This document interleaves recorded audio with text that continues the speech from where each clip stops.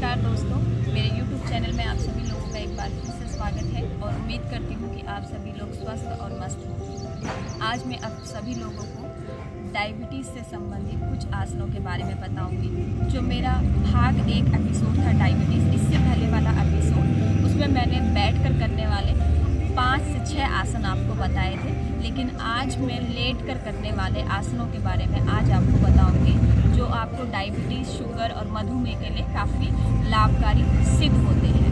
इससे पहले वाले एपिसोड का लिंक शेयर मैं ज़रूर करूँगी डिस्क्रिप्शन में, तो आप वहाँ से देख सकते हैं। जिन लोगों को घुटने में दर्द है लेकिन डायबिटीज़ की भी समस्या है, तो वो बैठ कर करने वाले आसन आराम से नहीं कर सकते, तो वो इन लेट कर करने वाले आसनों का ज़रूर लाभ उठाइए, क्योंकि आप इससे भी अपने डायबिटीज़, शुगर, मधुमेह को कंट्रोल कर सकते हैं।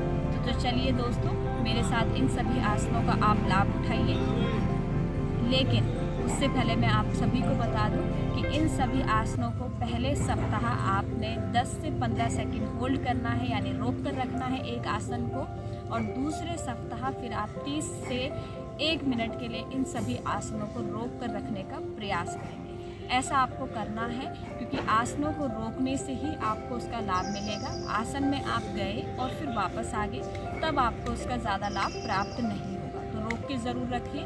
दूसरा, जैसे आप जा रहे हैं वैसे ही वापस आना है और धीरे धीरे सहजता के साथ आपको इन आसनों को करना है। तो चलिए शुरू करते हैं आज का सेशन। आ जाइए सभी लोग अपनी मैट पर और स्टार्ट करते हैं। तो सबसे पहले आप सभी लोग अपने मैट पर पीठ के बल लेट जाएंगे और पूरे शरीर को ढीला छोड़ते हुए 102 बार लंबा गहरा सांस लेंगे। फिर अपने राइट नी को बेंड करेंगे और इस तरह से उंगलियों के बीच में उंगलियां फंसाते हुए, उंगलियों को इंटरलॉक करते हुए अपने राइट नी को आप होल्ड करेंगे और फिर नी को, अपने काफ को, पैर को अपने छाती की तरफ खींचते हुए लेकर जाएंगे, स्ट्रेच करते हुए। गुड।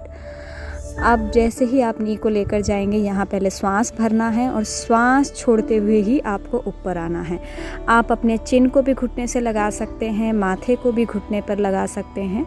10 से 15 सेकंड होल्ड करके फिर धीरे से वापस, और पैर को आराम से सीधे से वापस। जैसे जैसे आप आते हैं हर आसन में, वैसे वैसे ही आपको वापस जाना है। श्वास का विशेष ध्यान रखना है। तो देखिए यहाँ पर फिर से लेफ़्ट नी को बेंड करते हुए लंबा गहरा श्वास लेंगे और श्वास छोड़ते हुए गर्दन कंधे को ऊपर उठाएंगे एंड होल्ड 1 2 3 4 5 6 7 8। धीरे से वापस इनहेलेशन के साथ और पैर को सामने की तरफ सीधा करेंगे।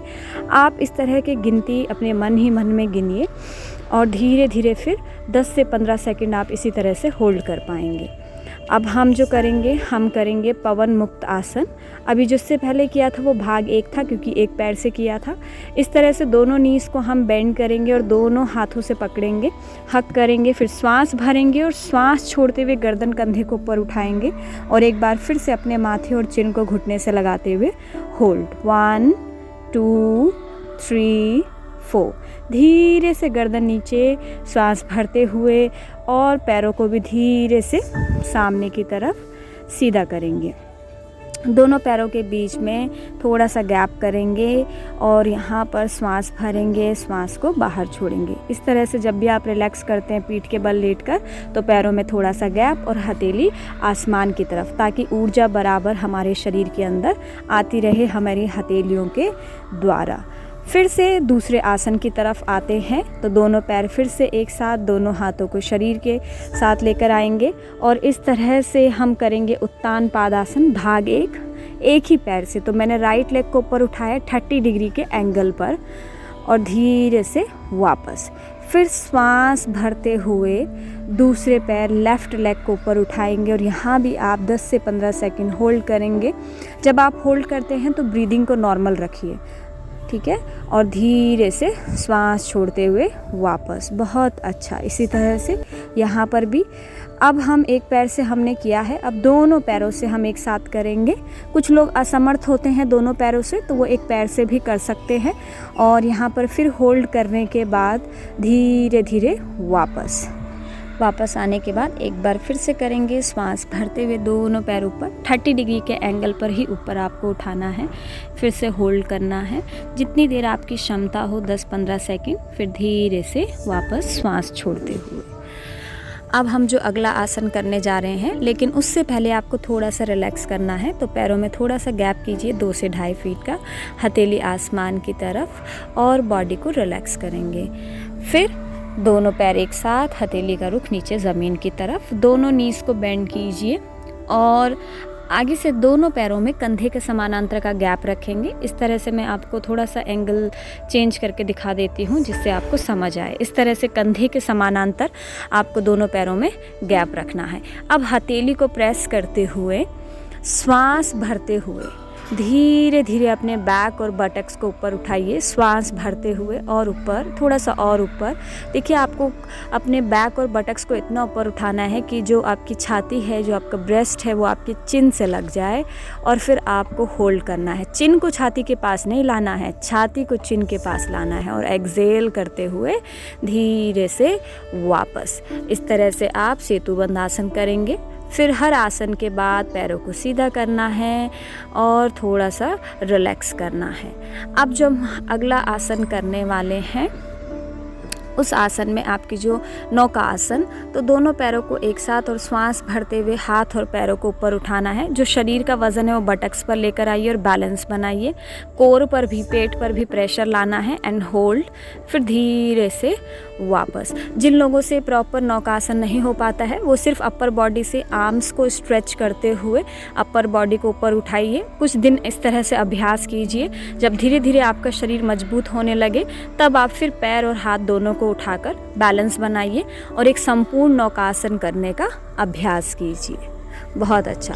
अब हम करेंगे पादागुष्ठा स्पर्श आसना, हमारा आखिरी आसन। तो सबसे पहले इसको करना है एक पैर से। तो राइट पैर को बेंड करते हुए अपने राइट फुट को होल्ड करेंगे, पैर को पकड़ेंगे, या तो चिन से आप लगा सकते हैं या माथे से होल्ड करना है और फिर धीरे से पैर को वापस। क्योंकि आप माथे को अपने पैर से लगा रहे हैं तो पेट में जो है वो स्क्वीज़ हो रहा है, बीच में भिंच रहा है, जिस वजह से अग्नाशय प्रॉपर तरीके से काम करेगा और इंसुलिन को अच्छे से बनाएगा, क्योंकि अग्नाशय में ही आपका इंसुलिन बनता है। और फिर इस तरह से अपोजिट लेग, दूसरे पैर से भी आप इसका अभ्यास करिए।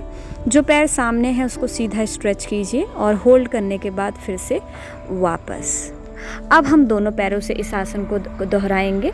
तो दोनों नीज़ को बेंड कीजिए और दोनों हाथों से, राइट हैंड से राइट फुट और लेफ़्ट हैंड से लेफ़्ट फुट को होल्ड करेंगे और फिर से पंजे से अपने माथे पर लगाने की कोशिश करेंगे, होल्ड करेंगे और होल्ड करने के बाद फिर से वापस। यदि आप एक ही पैर से करिए स्टार्टिंग के दिनों में, जब आप फ्लेक्सिबल हो जाएं और आपका बॉडी आपको अलाउ करे दोनों पैरों से करना, तब आप कर सकते हैं। सेम इसी तरह से होल्डिंग का भी ध्यान रखना है। शुरू के दिनों में आपको होल्डिंग करनी है कुछ समय के लिए, जैसे 10 से 15 सेकंड, और उसके बाद धीरे धीरे आपको होल्डिंग का टाइम बढ़ाना है। और जब भी आप इन आसनों का अभ्यास करें तो आप हमेशा ध्यान रखें कि आपका पेट हमेशा खाली होना चाहिए, या खाने और आसन के बीच में आपका 3 से 3.5 घंटे का अंतराल होना चाहिए। तो इसी तरह से इन आसनों को करिए और अपने डायबिटीज़ को क्योर कीजिए। स्वस्थ रहिए, मस्त रहिए। यदि आपका कोई फिर भी सवाल जवाब हो तो आप ज़रूर कमेंट बॉक्स में करके बताइए। तब तक अपना ध्यान रखिए, अपनों का ध्यान रखिए।